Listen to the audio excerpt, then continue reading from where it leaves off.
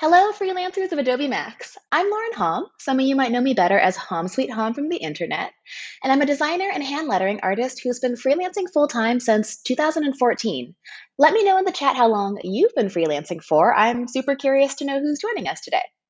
Anyways, I'm so excited to share 3 ideas for freelancers like us to diversify their income streams. So, what do I mean by this? Well, diverse income streams are really just a fancy way of saying multiple ways that your business makes money. When I was just starting out, I thought that freelancing just meant taking on client work and nothing else. And now that I'm almost 8 years into my business, I know that there's a lots of different options for us freelancers.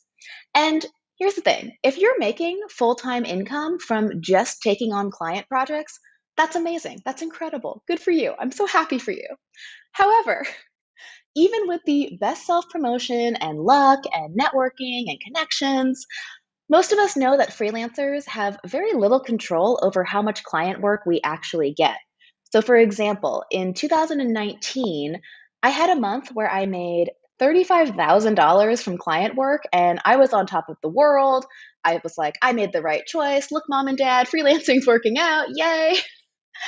And in that same year, a couple months later, I had a month where I made $1,500, I think.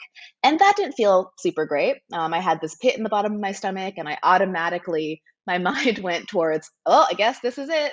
Freelance isn't going to work out. Time to throw in the towel and find another job. And if you've been freelancing for a while, you know that these things can ebb and flow, and it doesn't always feel great.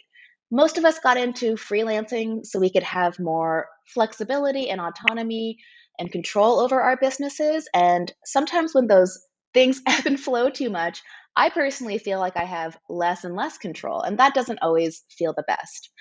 But here's where diverse income streams can really come into play. I really think they can be your secret weapon as a freelancer.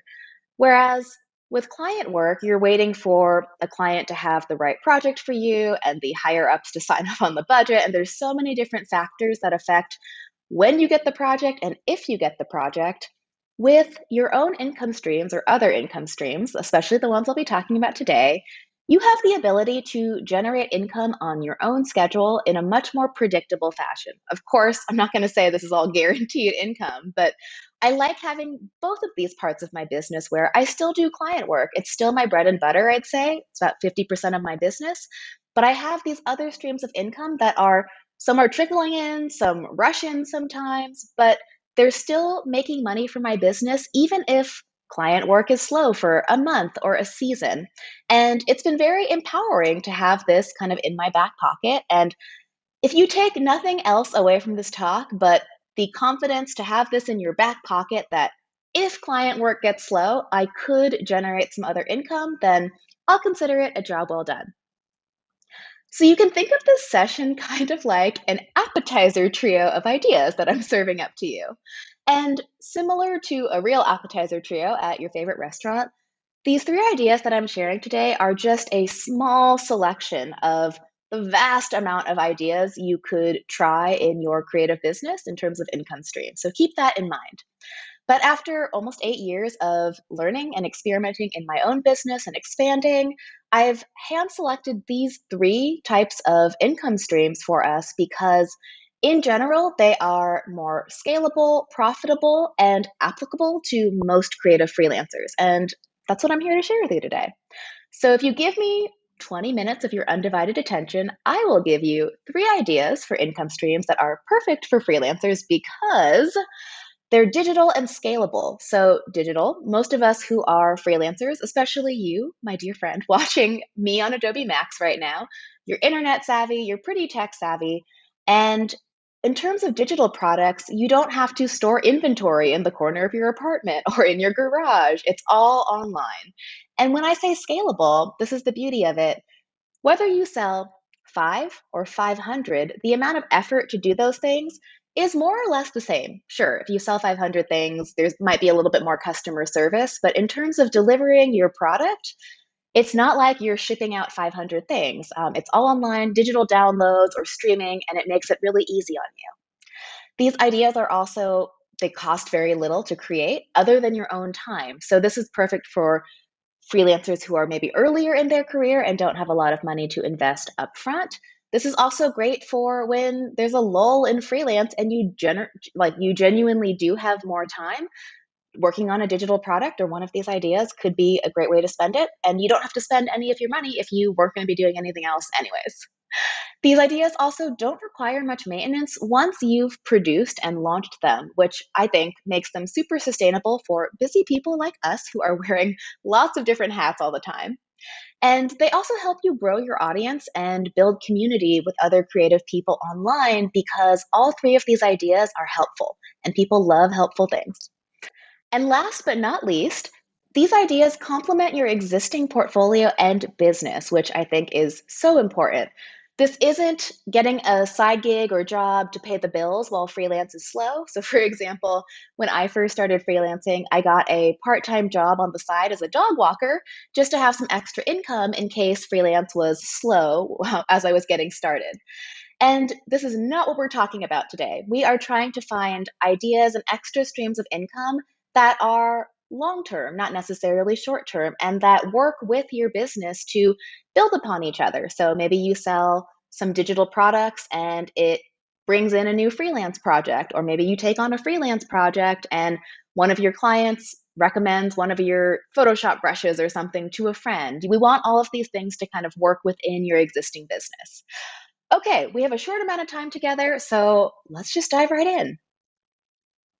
So, the first idea for an income stream is to host a live webinar or online workshop. And I started with this one because it's my favorite and also the most profitable in my experience. So, a webinar is just an online presentation that does a deep dive on a narrow subject. So, for example, all of these sessions and labs that you're watching at Adobe Max are technically webinars. So, you can kind of get inspiration as you watch the rest of the conference and see what you like and see what's fun to engage with or what you might want to host yourself. And these are generally ranging from 30 minutes to 120 minutes, and they're priced anywhere from 19 to 99 US dollars. Of course, these are just guidelines. You can charge as much or as little or tailor it to whatever you're teaching. And what I love about webinars is that all you have to do is teach one actionable skill to a specific audience. You don't have to please everybody. This doesn't have to be a how to start a freelance design business in 120 minutes, like jam packed in there. You can get hyper specific about the one or two things that you have some expertise in and serve a specific type of person as well. I'll show you some real life examples of all these different things I'm talking about just to give you an idea of where you might start too. And webinars can be pre recorded or they can be live. And my advice to keep your life easy, because that's what I'm here for, I don't want to make things complicated for us. We've already got a lot of things going on as is.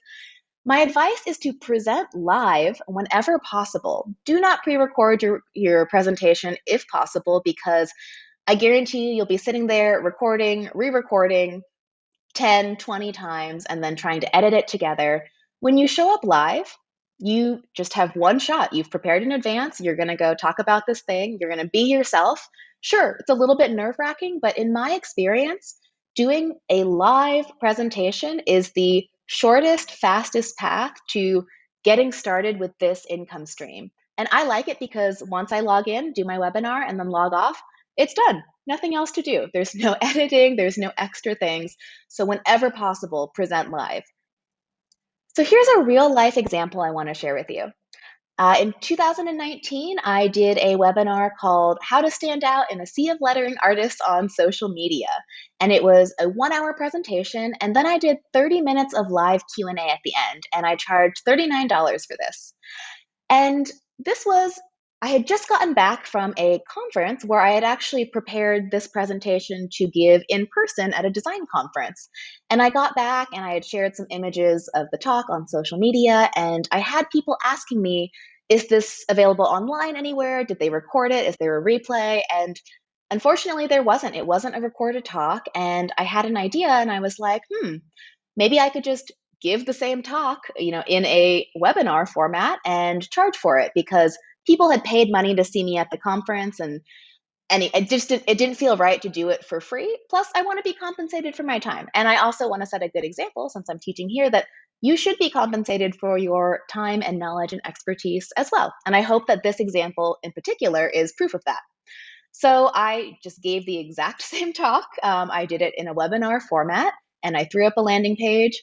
And I want to give you real numbers in terms of what I did for promotion, what I did for sales, just to give you a realistic idea of what went into this. So I already had the talk made. I mentioned this in my newsletter, and I had about 20,000 subscribers at the time, just somewhere in the newsletter. It wasn't a whole thing. And then I think I made 2 Instagram posts. I have a fairly large Instagram following, so take it with a grain of salt, because obviously promotion is a big part of anything that you're selling as a freelancer, whether it's your services or it's physical products, digital products. And I just want to be realistic about it. And this blew my mind.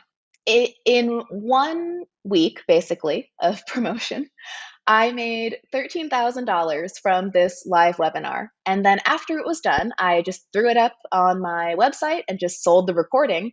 And that's made $2,500 completely passively. I haven't thought about it since, and this is 2 years ago. And what I think is so brilliant about the $2,500 passively is that that's pretty much the equivalent of 2 book cover projects, maybe, or a couple editorial illustrations. And that just kind of happened in the background while I was doing other stuff. And this is not an entire presentation on passive income, because I don't believe any income is completely passive. However, this $13,000 for the live webinar, that may seem like a big number, because it is. I was blown away. And this is also contrasted against the fact that I only got paid a sixth of that to give it to give this presentation in person to a room full of actual people. And like I mentioned in one of the previous slides, this is where digital product scaling really nicely comes into play.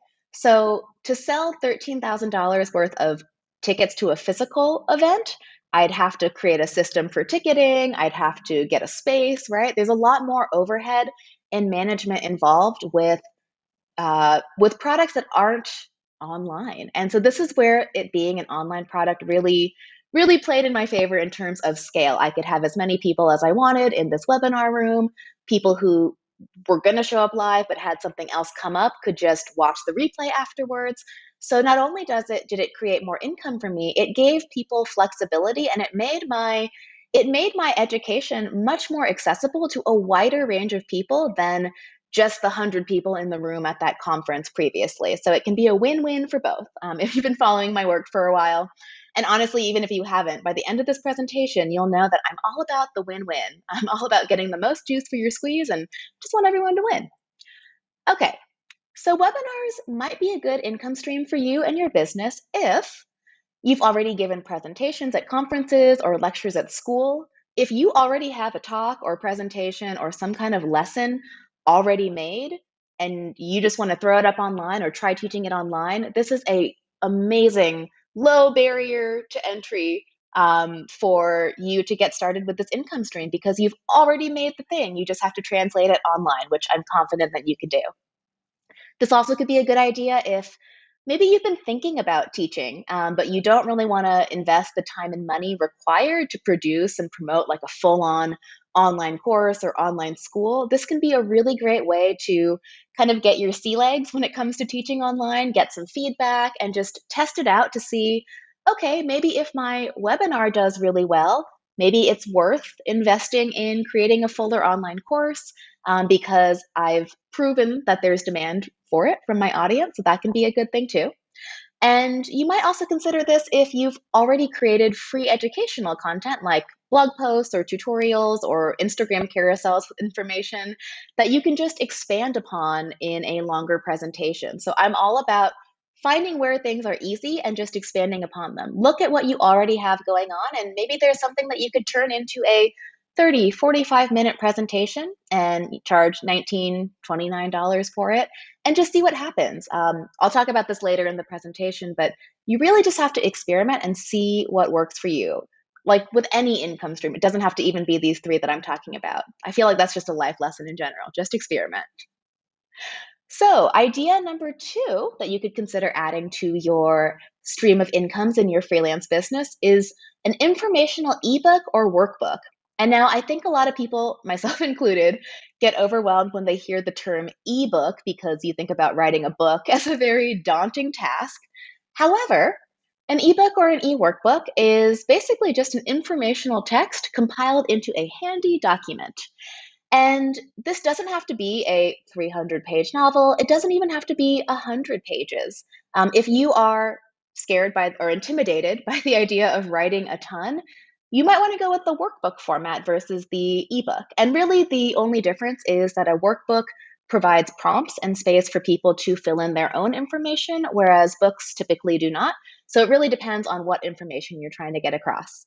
And typically, an ebook or e-workbook is delivered as a PDF document and priced anywhere from $9 to $79 from what I've seen. And it really depends on the length and the subject and the value that your product is providing. So I like these for conveying a large amount of information or multiple related ideas, like a step by step by step, whereas a webinar might be better for a roundup of tips and tricks or maybe a couple skills. I like ebooks and eWorkbooks for more in depth teaching, and especially if it's something that you want people to interact with and take their time. And the beauty of this too is you can bundle it with another digital product that I'll be talking about next in order to increase its value and sales. Win win. Yay. So here's an example of a real life e workbook, I would say. So this is the Creative Workshop launch kit that I created in 2019 as well. And it's a 110-page guided workbook and templates. So when I say templates, this is what I was mentioning in the last bullet point where you can add other digital things to increase its value.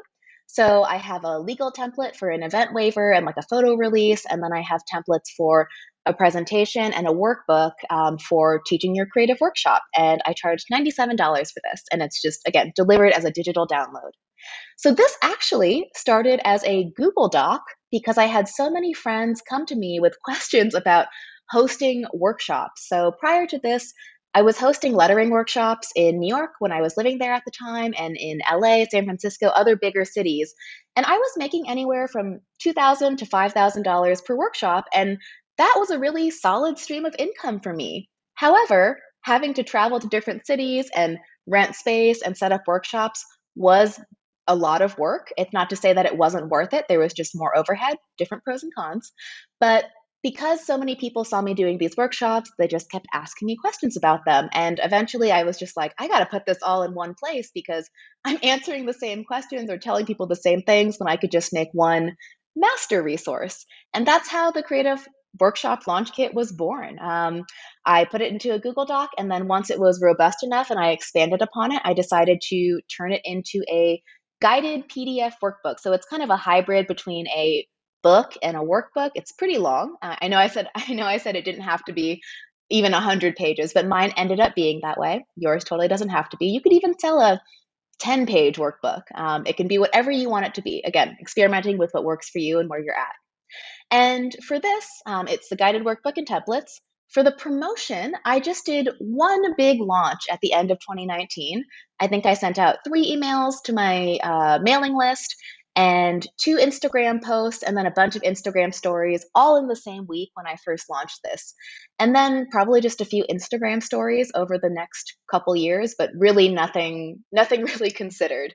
And oftentimes, like my work style is I like working on a big project. I get really excited about it. I'm very excitement driven and I love launching it out into the world. But one thing about me is once I launch something, I'm pretty terrible at continuing to promote it over and over and over again.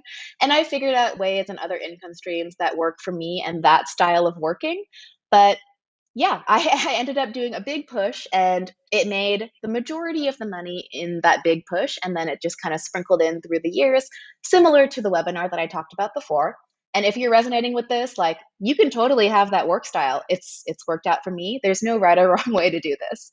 And this product has generated $23,000 in sales over the course of 2 years. Again, I'd say 75% of that during that first big push, and then just passively on the side while I've been promoting other things or when people stumble across my website. So yeah, this one's been great. And other than other than the money, I really enjoy getting emails and messages from people who are like, I hosted my first workshop. I love seeing people actually put this information into action. And ebooks or eworkbooks might be a good income stream for you and your business if you enjoy writing or it comes naturally to you. Unfortunately, most visually creative people like myself tend to think that they're not really great at writing. It doesn't come naturally to me, but there are workarounds. I'm going to be brief because I still have some more points to get through. But if you're not great at writing, but you know you have something to share, you could hire a ghostwriter. You could hire a friend who's an editor, and maybe you record voice memos and have them translate it and turn it into a fuller formed text. There are workarounds for any of the blocks that you might have yourself if you have a good idea for one of these products.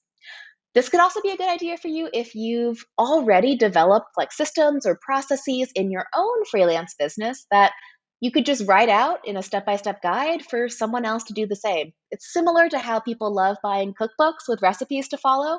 If you've got your own quote unquote recipes in your own business, you can turn that into some sort of written resource that's just delivered as a PDF and really make a difference in someone else's creative practice.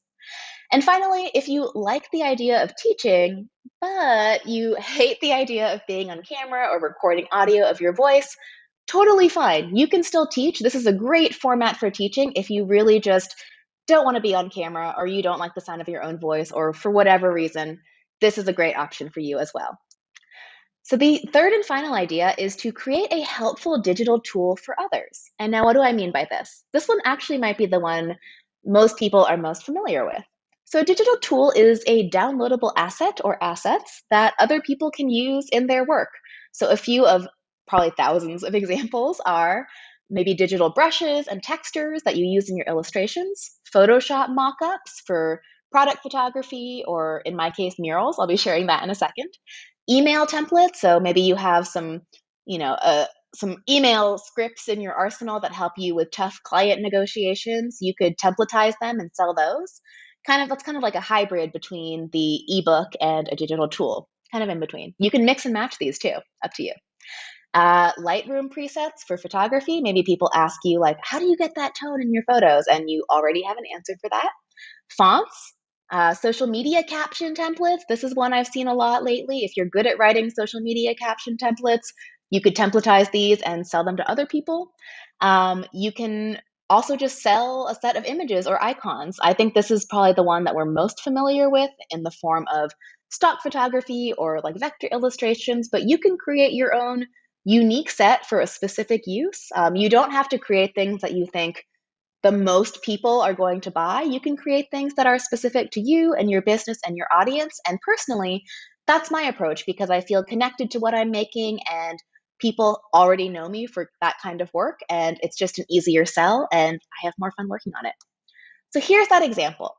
Last year, we created some Photoshop mockups for murals. It's a set of 10 drag and drop PSD files. We went around Detroit and took photos of nice blank walls that we thought would look good for murals. And then we turned them into these Photoshop files with smart objects, blah, blah, blah. This isn't a Photoshop presentation. But, anyways, I won't go too into that.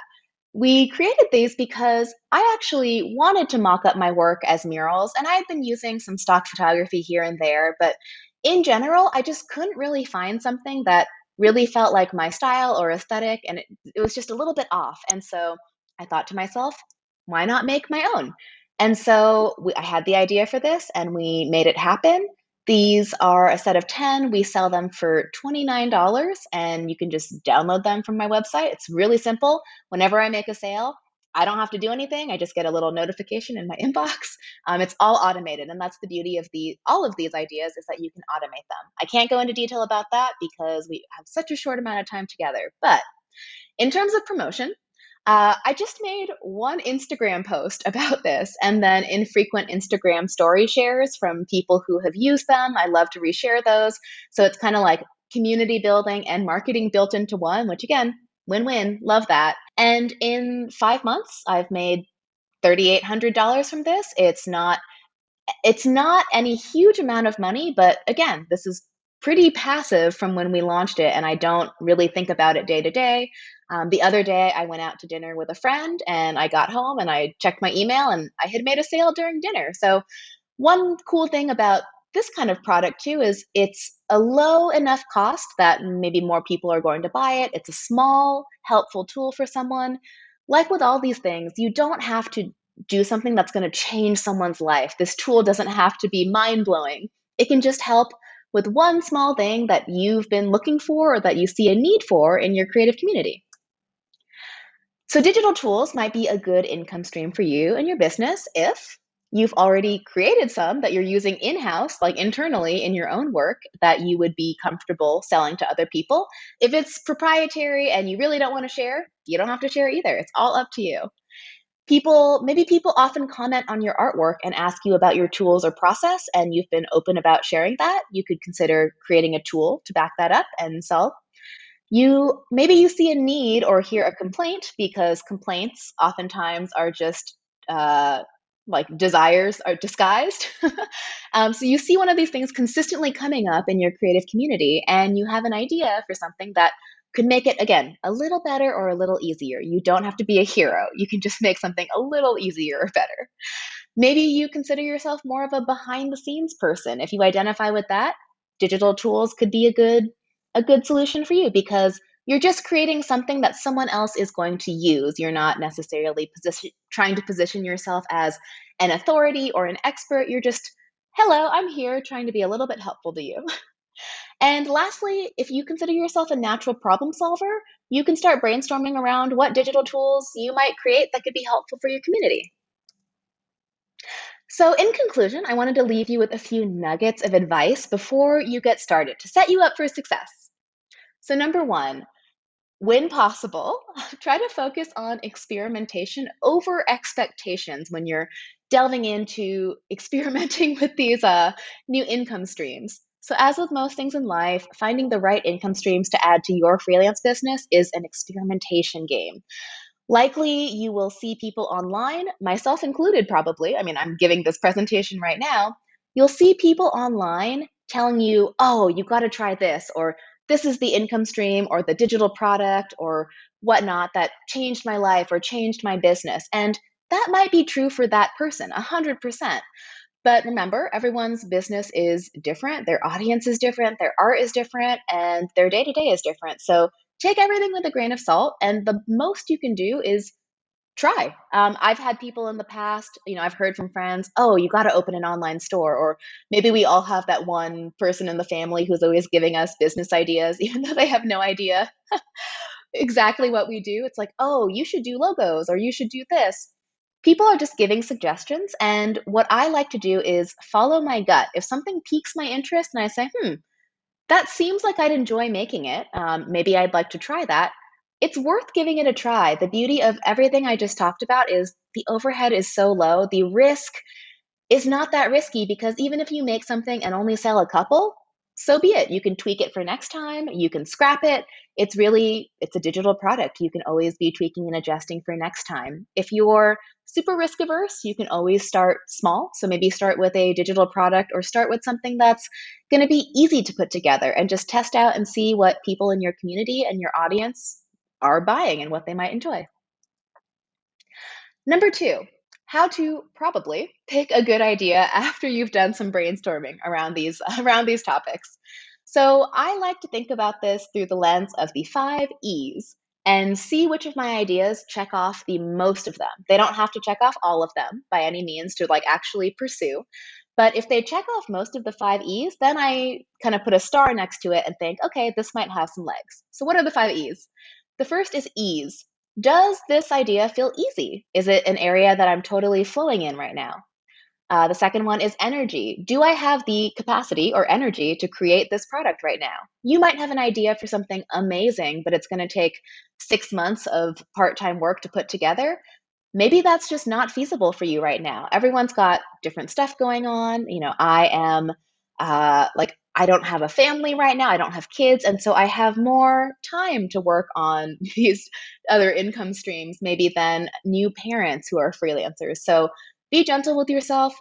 Know what your capacity is, and you can Always table an idea or put a pin in it for later when you do have time.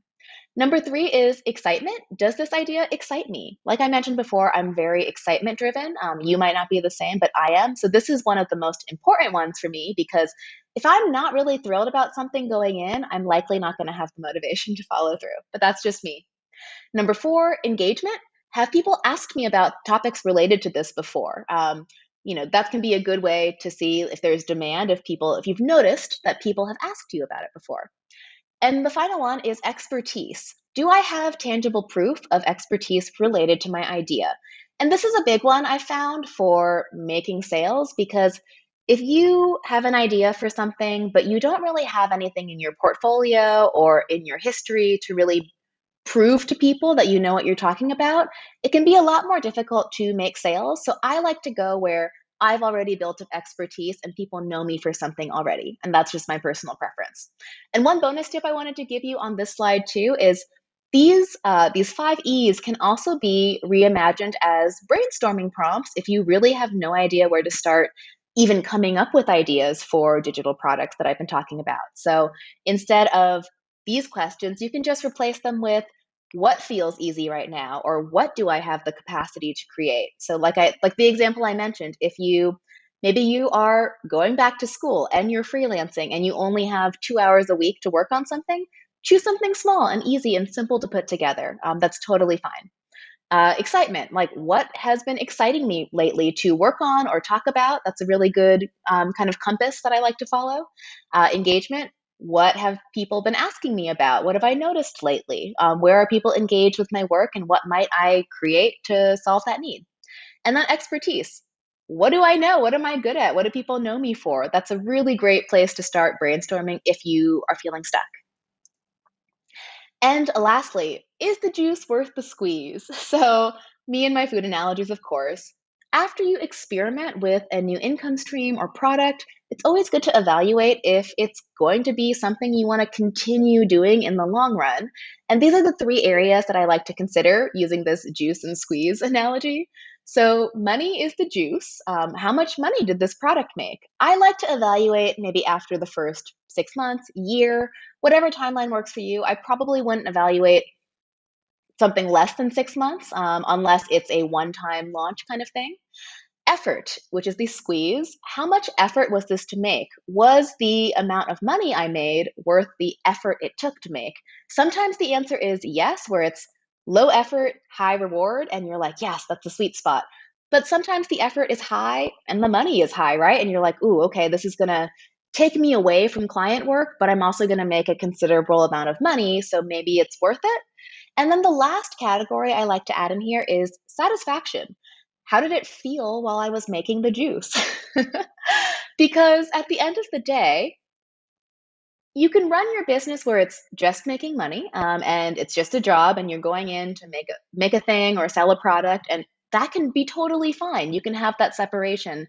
I'm personally motivated by, again, excitement and engagement and a genuine interest and passion for something. So for me, if something made a lot of money and was low effort, but I really didn't like making it, or I'm not proud of it, or it's selling, but I don't know how it makes me feel, or it just wasn't a great experience, I really stressed myself out, I might reevaluate and tweak for next time, or I might just say, maybe that's not for me. So it really depends on how you run your business and what your priorities are. There's no right or wrong way to do it, but make sure you're always taking a step back and just asking yourself, was this juice worth the squeeze?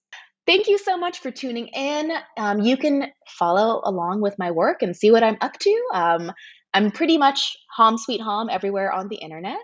And if you liked what I was talking about, but none of these really resonated with you, I have a blog post where you can learn even more ideas for income streams for freelancers. I have the link here. And if you need inspiration or you want to check out any of the things that I shared in this presentation, you can check out the digital products that I mentioned at homesweethom.com/store. I hope that this has gotten your gears turning and isn't too overwhelming. And I hope it's been exciting for you to think about new ways you can generate money for your business on your own terms. I hope you have a wonderful rest of Max, and I will see you around the internet. Bye.